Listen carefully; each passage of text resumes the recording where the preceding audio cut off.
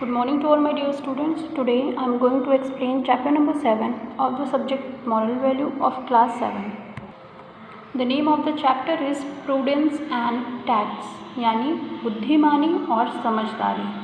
You have to underline the hard words which I have underlined in this chapter. I has been often said that on earth there is nothing great but man. In man there is nothing great but mind. The mind is guided by reason and intellect. If we use our mind well to take wise decisions, we can save ourselves from lots of troubles.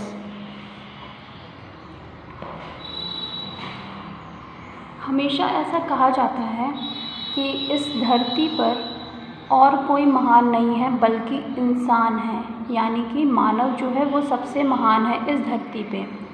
और मानव भी नहीं, उसका बुद्धि, उसका दिमाग जो है वो सबसे महान है.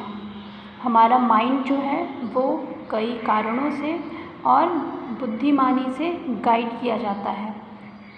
अगर हम अपने दिमाग का अच्छे से इस्तेमाल करके कि कोई भी निर्णय लेते हैं, कोई भी डिसीज़न बनाते हैं, तो निश्चित ही हम अपने आप को बहुत सारी परेशानियों से बचा पाते हैं. Wisdom is not bound by age. Even a young person may handle a difficult situation wisely and come up with bright solutions. Here is a story from the Indian folklore which depicts the necessity of tact or presence of mind to get out of a difficult situation. बुद्धिमानी या समझदारी जो है वो किसी के उम्र की मोहताज नहीं होती. यानी हम ऐसा नहीं कह सकते कि कोई एक अगर युवक है तो वो कम बुद्धिमान होगा और कोई वृद्ध व्यक्ति है तो वो ज़्यादा बुद्धिमान होगा.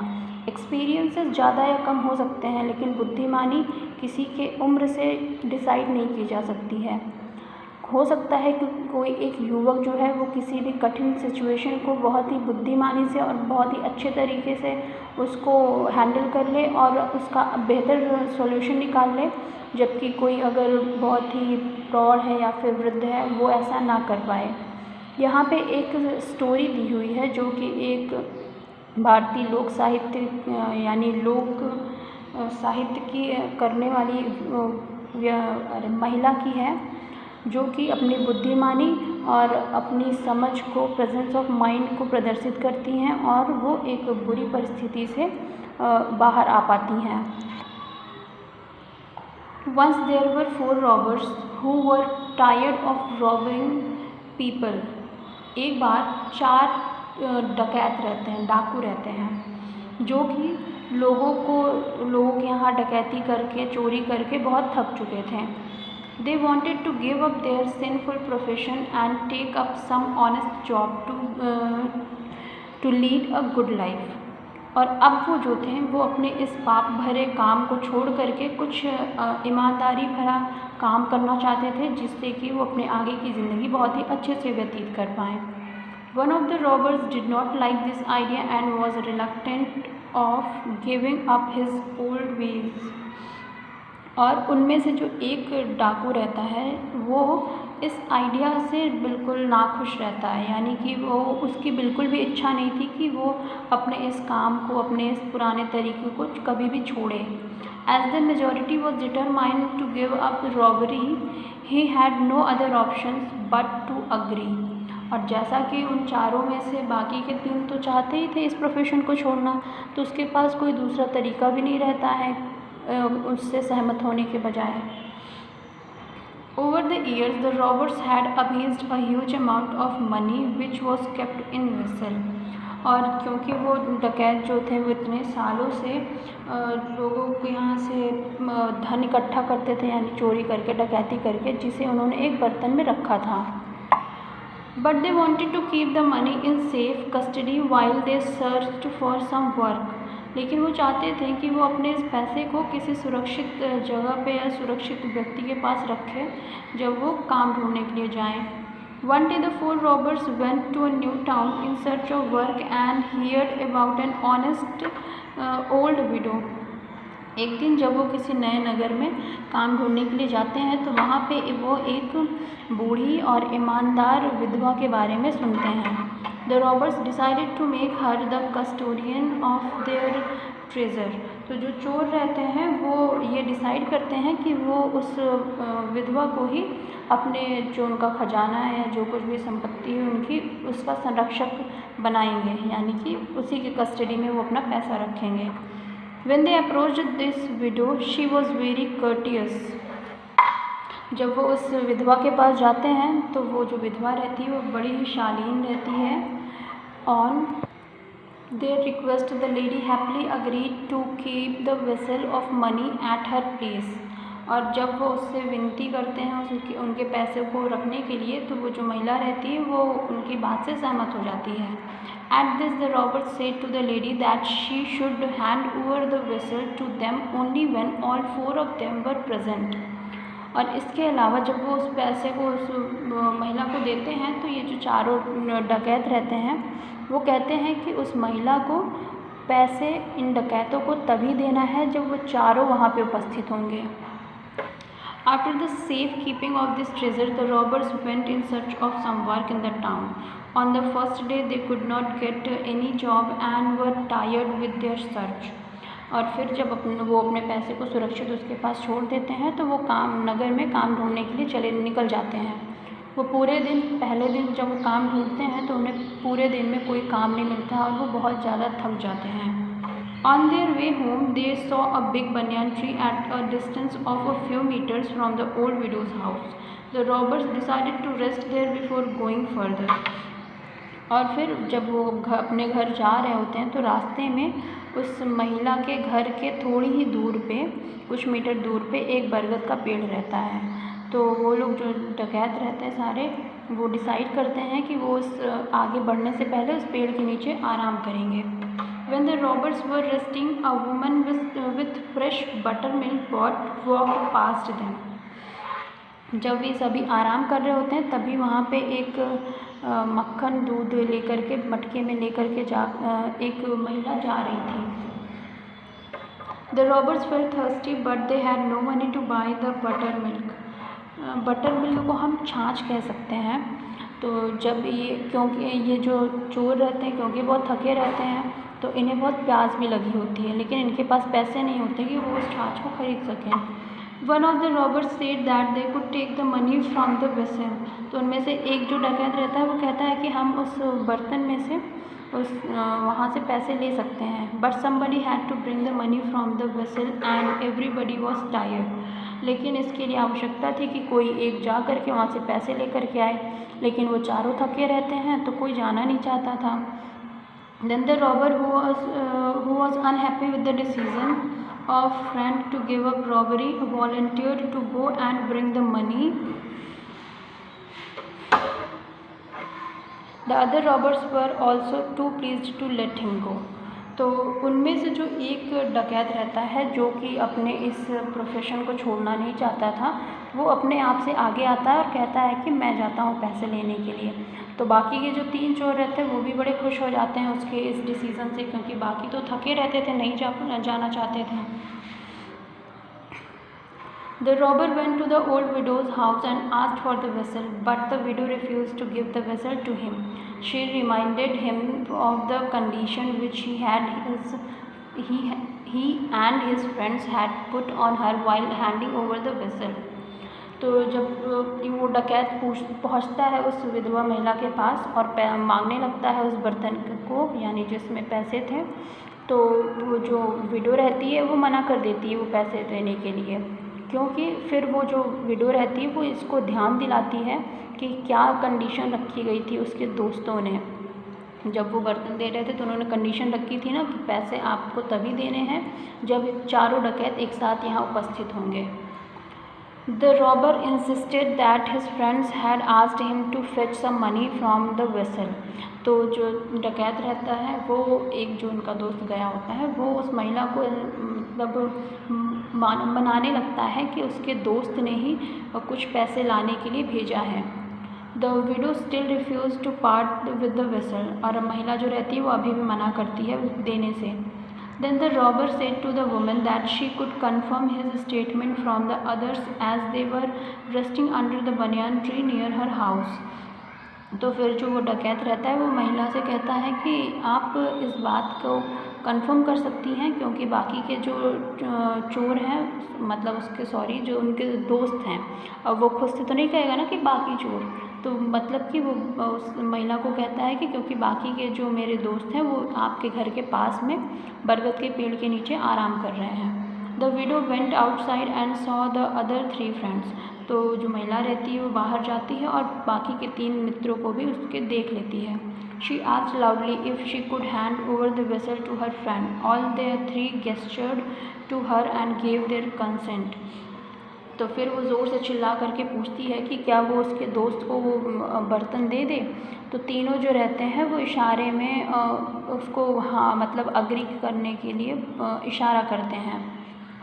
The widow had buried the vessel in her courtyard. She dug it out and handed it to the robber. He took the vessel and disappeared from the place in a flash. तो जो महिला रहती है वो बर्तन को अपने घर के आंगन में दबाई रहती है मिट्टी के नीचे, वो गड्ढा करके उसमें से निकालती है और उस चोर को वो दे देती है, और वो तुरंत ही जैसे ही उसको बर्तन मिलता है वो तुरंत वहाँ से गायब हो जाता है। The remaining 3 robbers kept waiting for their friend but he did not turn up. तो बाकी के जो उसके 3 दोस्त रहते हैं वो अपने उस चौथे दोस्त का इंतज़ार ही करते रह जाते हैं, लेकिन वो आता ही नहीं है।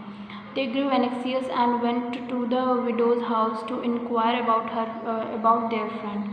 तो फिर वो परेशान हो जाते हैं उसका इंतज़ार करते करते, तो वो फिर तीनों बाकी के जो तीनों रहते हैं वो उठ करके उस विधवा के घर जाते हैं और अपने दोस्त के बारे में पूछते हैं। She said that she had given the vessel to him and he had left. The 3 robbers were crestfallen on hearing this. तो जब वो उसके चौथे दोस्त के बारे में पूछ रहे होते हैं वो तीनों, तो फिर महिला बताती है कि उसने उसके चौथे वाले मित्र को वो पैसे से भरा बर्तन दे दिया है और वो यहाँ से जा चुका है। जब तीनों मित्र ये बात सुनते हैं तो वो बहुत ही उदास हो जाते हैं। They accused the woman of cheating and being an accomplice to the deceiver. तो अब जो रहते हैं ये जो तीनों चोर रहते हैं वो इस महिला को दोष देने लगते हैं कि उसने इन लोगों के साथ चीटिंग किया है, उस महिला ने इन तीनों के साथ चीटिंग किया है और उनके वो साथी चोर जो था, सहभागी जो था, उसके प्रति ये ज़्यादा कुछ वफादार थी। यानी इन दोनों ने मिल कर के, यानी ये महिला और वो चौथा जो इनका दोस्त था, वो दोनों मिल कर के इन तीनों को धोखा दिया है, ऐसा वो तीनों बोलने लगते हैं। The widow said that it was not her fault as she had handed over the vessel only after getting their gesture consent. The robbers kept on harassing her by repeating the condition of their agreement. तो महिला कहती है कि इसमें उसकी कोई गलती नहीं है, उसने उस बर्तन को उसे तभी दिया है जबकि इनके मतलब बाकी तीनों के हाव भाव से उसे ये चीज़ वो कन्विंस हो गई थी कि हाँ इन तीनों ने ही उसे भेजा है पैसे लेने के लिए। लेकिन इसके बावजूद बाकी के जो तीनों चोर रहते हैं वो इसे परेशान करने लगते हैं, बार बार उस कंडीशन और एग्रीमेंट को याद दिला करके। A young boy named Raman was playing near the widow's house. He was a very wise boy to whom even the elder came to seek solution. वहीं उस विधवा के घर के पास एक रमन नाम का लड़का जो था, छोटा लड़का, वो खेल रहा था। वो बहुत ही बुद्धिमान था, यहाँ तक कि बड़े जो होते थे वो भी उसके पास परेशानियों का हल मांगने के लिए आते थे। The widow also turned to this boy for help. Raman asked the widow and the robbers to narrate their case. तो जो विधवा रहती है वो भी उस लड़के के पास जाती है, तो रमन जो रहता है वो कहता है कि आप दोनों अपनी अपनी परेशानी मुझे बताइए। After listening to both the side, he said it should be the, not he. To the robbers, you had told her, here should be her, not he. Sorry, it should also be the, यहाँ पे आप टी बना लीजिए। You had also told the old woman to give you the vessel when all 4 of you were present, hadn't you? The robbers said yes, so what? तो जब उनकी पूरी कहानी को वो सुन लेता है रमन, तो रमन पूछता है उनसे कि आप लोगों ने इस बूढ़ी महिला से कहा था कि ये तभी बर्तन देगी जब आप चारों वहाँ पे उपस्थित होंगे, क्या आपने ऐसा नहीं कहा था? तो रॉबर्ट जो रहते हैं वो कहते हैं हाँ, तो क्या? Raman said but you are only 3 now, Go and bring your fourth friend with you. Only then will this woman hand over the vessel to you. तो रमन जो रहता है वो कहता है कि अभी तुम लोग सिर्फ 3 ही हो, जाओ अपने चौथे दोस्त को भी लेकर के आओ, तब ये महिला जो है वो तुम्हें वो पैसों वाला बर्तन देगी। The robbers were dumbfounded with Raman's argument. तो अब ये रमन की बात को सुन करके वो तीनों जो रहते हैं वो बिल्कुल चुप हो जाते हैं। दे बीट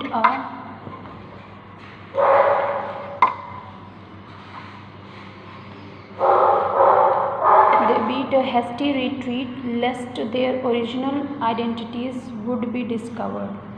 और फिर वो जो रहते हैं वो एकदम से गुस्से में आ जाते हैं और वो इस तरीके से अपनी मतलब उनकी जो वास्तविकता थी कि वो एक चोर थे, वो उनकी पहचान सामने आ जाती है।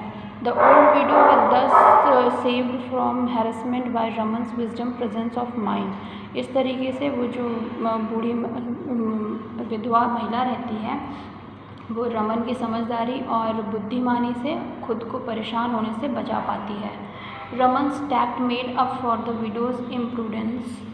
If the widow had been artful while dealing with the strangers when they had apparent, यहाँ पे स्पेलिंग मिस्टेक है, यही स्पेलिंग आप करेक्ट कर लीजिए, APPREHEND, her she could have saved herself from harassment. इस तरीके से रमन की जो बुद्धिमानी रहती है वो उस विधवा महिला को उनसे बचा लेती है। अगर वो महिला जो थी वो इन स्ट्रेंजर्स से डील करते हुए या फिर जब उन चोरों ने इस महिला को पकड़ा यानी कि जब वो उससे बहस कर रहे थे उस टाइम पे अगर ये महिला परेशान हो जाती, विधवा महिला, तो शायद वो अपने आप को परेशान होने से नहीं बचा पाती। यानी कि ये डकैत कुछ भी कर सकते थे क्योंकि ऑल एंड ऑल वो थे तो एक रॉबर से। So while dealing with strangers, one should always be courteous but careful if placed in a fight situation। तो इसलिए जब भी हम किसी अजनबी से डील करें तो हमें शालीन होने के साथ साथ सावधान भी होना चाहिए, खासकर जब सिचुएशन कुछ गहरा हो यानी कि लड़ाई झगड़े वाले मामले हों तो। One should use fact and wisdom to come out of it. और यहाँ पे फिर से मिसप्रिंट है, यहाँ फैक्ट नहीं टैक्ट होगा, TACT। और कोई भी अगर ऐसे सिचुएशन में फंसता है तो उसे अपनी बुद्धि और समझदारी का इस्तेमाल करना चाहिए जिससे कि वो सिचुएशन से बाहर आ सके। Wisdom is the foundation and justice the work without which a foundation can not stand. बुद्धि जो है वो एक नींव होती है, यानी जैसे घर की एक नींव होती है जिस पे पूरा घर टिका होता है, उसी तरीके से हमारी जो समझदारी है वो भी एक नींव होती है जिससे कि हमारा पूरा व्यक्तित्व और हमारी पूरी समझ डिपेंड करती है। और अगर हमारी ये फाउंडेशन है वो ही कमज़ोर होगी तो हम कुछ भी अच्छा नहीं कर पाएंगे।